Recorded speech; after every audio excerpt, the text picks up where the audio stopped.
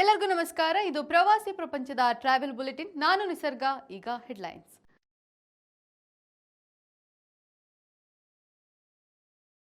Vietnam ಪ್ರವಾಸದಲ್ಲಿ ಖ್ಯಾತ ನಟಿ ಮೇಘಶ್ರೀ ಸೋಷಿಯಲ್ ಮೀಡಿಯಾದಲ್ಲಿ ಪ್ರವಾಸದ ಫುಲ್ ಅಪ್ಡೇಟ್. ಬಿಡದಿಯ ನೆಲ್ಲಿಗುಡ್ಡೆ ಕೆರೆಯಲ್ಲಿ ಜಲಕ್ರೀಡೆಗಳು ಪ್ರಾರಂಭ, ಉತ್ಸಾಹಿ ಮಕ್ಕಳು ಮತ್ತು ಪೋಷಕರ ಲಗ್ಗೆ.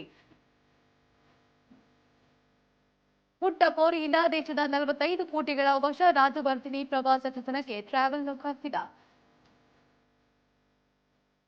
ಭಾರತೀಯರಿಗೆ ಶ್ರೀಲಂಕಾ ಪ್ರವಾಸ ಇನ್ಮುಂದೆ ಸುಲಭ, ವೀಸಾ ಈ ವೀಸಾದ ಅಗತ್ಯವಿಲ್ಲ ಎಂದ ಶ್ರೀಲಂಕಾ ಹೈಕಮಿಷನ್.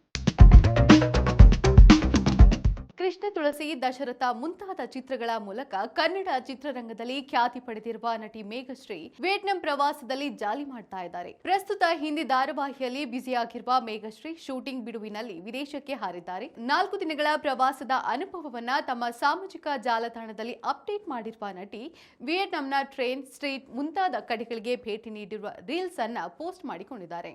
ವಿಯೆಟ್ನಾಂನಲ್ಲಿ ಮೊದಲ ಬಾರಿಗೆ ಬೈಕ್ ರೈಡ್ ಮಾಡಿರುವ ನಟಿ this country is so cool ಎಂದಿದ್ದಾರೆ. ರಾಮನಗರ ಜಿಲ್ಲೆ ಬಿಡದಿಯ ನೆಲ್ಲಿಗುಡ್ಡೆ ಕೆರೆಯಲ್ಲಿ ಜಲಕ್ರೀಡೆಗಳನ್ನು ಪ್ರಾರಂಭಿಸಲಾಗಿದೆ. ಜಿಲ್ಲೆಯ ಆಕರ್ಷಣೀಯ ಸ್ಥಳಗಳಲ್ಲಿ ಒಂದಾದ ನೆಲ್ಲಿಗುಡ್ಡೆಯನ್ನ ಪ್ರವಾಸಿ ತಾಣವಾಗಿ ಪರಿವರ್ತಿಸಲು ಜಿಲ್ಲಾಡಳಿತ ಈ ನಿರ್ಧಾರ ಕೈಗೊಂಡಿದೆ. ಈ ಬೃಹತ್ ಕೆರೆಯಲ್ಲಿ kayaking, speed boat, jet ski, pedal boat ಮುಂತಾದ ಜಲಕ್ರೀಡೆಗಳನ್ನು ಪರಿಚಯಿಸಲಾಗಿದೆ.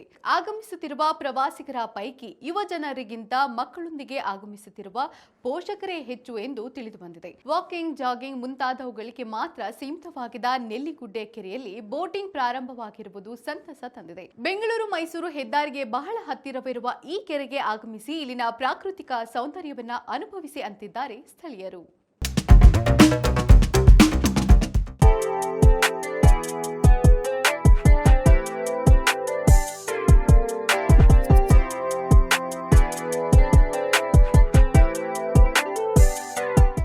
ಸಂಬೂರು ನ್ಯಾಷನಲ್ ಪಾರ್ಕ್ನ ಅತ್ಯಂತ ವಿಶಿಷ್ಟ ಅಂಶವೆಂದರೆ ಇಲ್ಲಿ ಮಾತ್ರ ಕಂಡುಬರುವ 5 ಅಪರೂಪದ ಪ್ರಾಣಿಗಳು.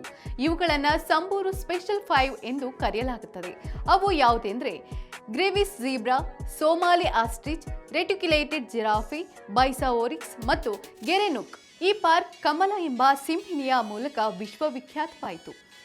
ಈ ಸಿಂಹಿಣಿಯು ಸ್ವಾಭಾವಿಕ ವೈರಿಯಾದ ಒರಿಕ್ಸ್ ಮರಿಯನ್ನ ದತ್ತು ಪಡೆದು ಅದಕ್ಕೆ ತಾಯಿಯಂತೆ ರಕ್ಷಣೆ ನೀಡ್ತಾ ಇತ್ತು.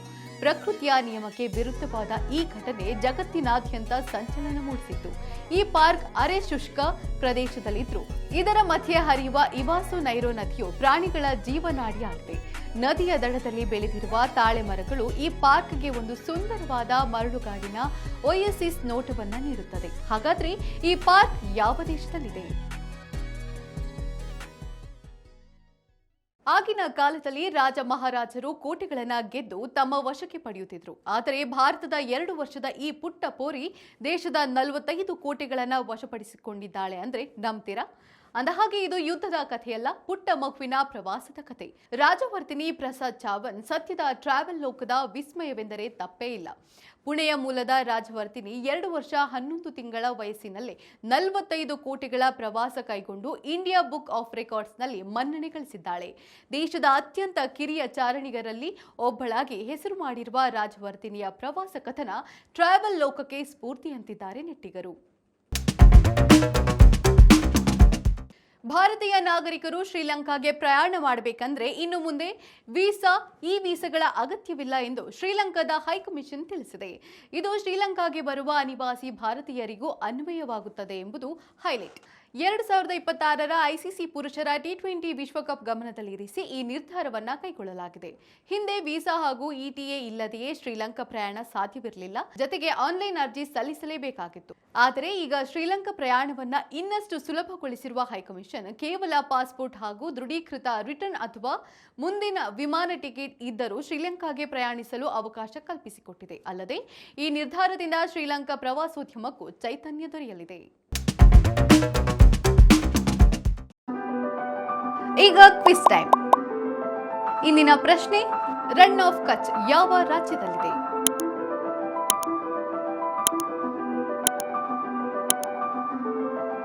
ಸರಿಯಾದ ಉತ್ತರವನ್ನ ಕಮೆಂಟ್ ಮಾಡಿ ತಿಳಿಸಿ. ಇದಾಗಿತ್ತು ಇವತ್ತಿನ ಟ್ರಾವೆಲ್ ಬುಲೆಟಿನ್. ನೋಡ್ತಾ ಇರಿ ಪ್ರವಾಸಿ ಪ್ರಪಂಚ, ವಿಹಾರವೇ ವಿಶ್ವ. ನಮಸ್ಕಾರ.